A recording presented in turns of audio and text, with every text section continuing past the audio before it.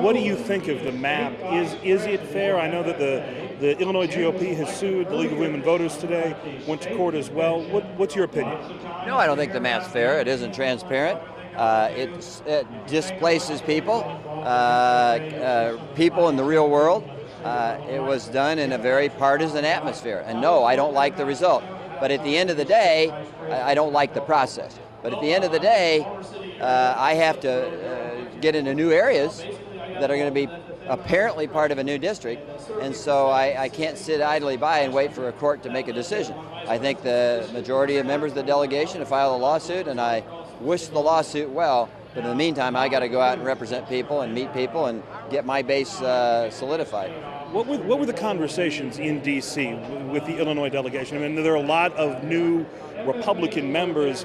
Were they vocal about the map and the lawsuit? And how would you describe the group? Is everybody still on the same page? Has this split the delegation?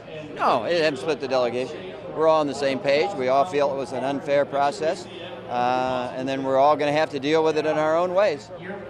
What are the challenges here in Illinois coming into the 2012 race? Let's take first with your race. You know, you got some new people. You're going to have to raise money from some new people. Are those just? What else do you see as going to be a challenge? Anytime you have redistricting every 10 years, you meet new people. You got new areas, but people are people. The issues are still the same. Our national debt, what we're doing to deal with limited amount of resources and prioritize as well as we can. Agriculture, foreign relations, the war, on and on. Whether people live in Carrollton and Jerseyville, or they live in Mount Carmel or Marshall, they got the same issues, and I'm looking forward to the new challenge.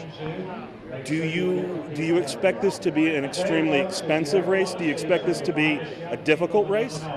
Well, every race that I go into, I expect to be difficult. At the end of the day, if you work hard, you do your job, everything else falls into place. So I'll let the chips fall where they may. Can the Illinois Republicans keep the seats that they won in 2010? Sure they can. Absolutely they can.